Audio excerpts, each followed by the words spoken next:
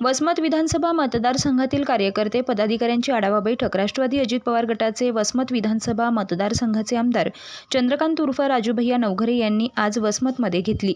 यावेळी मुख्यमंत्री लाडकी बहीण योजना त्याचबरोबर विविध योजनांची माहिती देण्यात आली। मुख्यमंत्री लाडकी बहीण योजनेचा शुभारंभ देखील यावेळी करण्यात आला।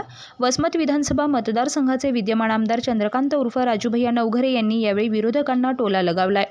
आजपर्यंत जे आमदार झाले त्यांनी निवडणुकीच्या काळात दारू वाटण्याचं काम केलं आणि मी त्या गावात पुस्तके वाटली, व्यायामशाळा काढल्या, समाजहिताचे उपक्रम घेतले आणि प्रत्येक समाजाला सोबत घेऊन प्रत्येक समाजातील घटकांपर्यंत पोहोचत त्यांच्या अडीअडचणी सोडवण्यासाठी प्रयत्न केले। मागील जे वसमत विधानसभा मतदारसंघाचे आमदार झाले त्यांच्याबद्दल विद्यमान आमदार चंद्रकांत उर्फ राजूभैया नवघरे यांनी या आढावा बैठकीत कसा टोला लगावला पाहूयात। करतोय की आपण ही मुख्यमंत्री लाडकी बहीण योजना असू द्या, डोळ्याच्या ऑपरेशनच्या बाबतीमध्ये असू द्या, गव्हर्नमेंट दौऱ्याच्या माध्यमातून असू द्या, या बाकीच्या सगळ्याच्या बाबतीमध्ये असू द्या, कॅन्सर पेशंटच्या बाबतीमध्ये असू द्या, ही सगळी योजना आपण प्रत्येक लोकांपर्यंत पोहोचवण्याचं काम असू द्या। प्रत्येक गावामध्ये आपण आता वाचनालय करण्याचं काम केलेलं आहे। इथं विजूभाऊ आणि बाकीच्या सगळेच तांड्यावरल्या व्यवस्थित तांडा असू द्या, लक्ष्मण तांडा असू द्या, पवार तांडा असू द्या, इथली सगळी मंडळी इथं आलेली आहे। मी तुम्हाला स्वाभिमानाने सांगतो, आजपर्यंतचे जे राजकीय लोक आहेत वसमतला आमदार झाले त्यांनी निवडणुकीच्या काळामध्ये फक्त तिथं दारू वाटायचं काम केलेलं आहे नाही। तुम्ही सगळेजण उभं टाकून सांगायला जर माझी गोष्ट कुठे असते विजूभाऊ, निवडणुकीच्या काळात फक्त तुमच्याकडे आले, पण मी स्वाभिमानाने सांगतो की यायचे पोरं शिकले पाहिजे म्हणून आपण एमपीएससी यूपीएससीचे बँकिंगचे एक्झामचे सगळे पुस्तकं तयार करून आपण प्रत्येक गावात घेऊन येण्याचं काम करू। इलेक्शनच्या काळात सुद्धा आपण दारू वाटणार नाही। हा समाज सुद्धा खूप मोठ्या प्रमाणावर यांचे अधिकारी होत आहेत। या पोरासाठी प्रत्येक गावामध्ये आपण जवळपास वाचनालय झालं पाहिजे। 50 गावामध्ये आपण वाचनालय स्थापन केले, 70 गावामध्ये आपण व्यायामशाळा करतोय। एकही व्यस्ती कार्यकर्ता आपल्या सोबत नाही, ही एक स्वाभिमानाची गोष्ट आपल्या सोबत आहे। दारू पिणारा असू द्या, मटका करणारा असू द्या, गुटखा खाणारा कार्यकर्ता असू द्या, आपल्या जवळ ते चालत नाही। कारण आपण जिथं काय ते करतो ते राजकारण स्वार्थासाठी करीत नाही। जर आपण एखादा राजकीय कार्यकर्ता काम करत असेल तर त्याने त्या समाजाला दिशा देण्याचं काम केलं पाहिजे। त्याने राजकारणाच्या माध्यमातून आपली पुढे वाढण्यासाठी लोकांना तिथे व्यसनाच्या आहारामध्ये अडकले न पाहिजे। त्यामुळं आपण जे काही करतोय त्यामध्ये वसमतला पुढच्या काळामध्ये ज्या शेतकऱ्यांच्या शेतमजुराच्या पोरायला आपल्याला आता पण बघत असाल की तुमच्या आमच्या बहुजन समाजाच्या पोरायला मुंबई पुण्यासारख्या ठिकाणी ठेवायला जमणार नाही। त्यांना एमपीएससीची एक्झाम द्यायला द्यायची, त्यांना यूपीएससीची एक्झाम द्यायची, त्यासाठी एक मोठी अभ्यासिका आपण वसमतला तयार करतोय।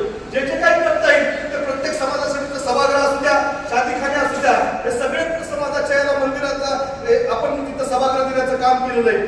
जिथं जिथं तुमच्या प्रतिनिधी म्हणून जे काही काम करता येईल ते सगळं काम करण्याचा प्रयत्न आपण केलेला आहे। जिथं शेतरस्ते असतील, पांढर रस्ते असतील, बंधारे असतील, हे सगळ्या कामाला तुमच्या माध्यमातून, तुम्ही दिलेल्या आशीर्वादाच्या माध्यमातून, तुम्ही दिलेल्या ताकदीच्या माध्यमातून आपण काम केलेलं आहे। 1800 महिला, ज्या कुटुंबामध्ये एखादा माणूस तिथं एक्सपायर झाला असेल आणि त्याची जर विधवा पत्नी 40 वर्षापेक्षा कमी असेल तर त्या महिलेचं जीवन काढणं खूप मोठ्या प्रमाणात अडचण असते। अशा 1800 महिलांना आपण पिठाच्या गिरण्या, शिलाई मशीन देण्याचं काम केलेलं आहे। जर ही गोष्ट या 40 वर्षात घडली असेल तर निश्चित तुम्ही सुद्धा विचार करायला पाहिजे की राजूभाऊच्या पाठीमागे राहण्यात उपयोग नाही, पण पुढच्या काळात सुद्धा माझ्याजवळ खूप मोठ्या योजना आहेत। या योजनेच्या माध्यमातून जे तरुण मुलं आहेत त्या तरुण मुलांना तिथं आपण वेगवेगळ्या योजनांच्या माध्यमातून तिथं त्यांना स्टँड करण्याचा प्रयत्न भविष्यामध्ये करणार आहे। त्या एमआयडीसीच्या माध्यमातून आपण त्यांना रोजगार देण्याचा प्रयत्न त्या माध्यमातून करणार आहे।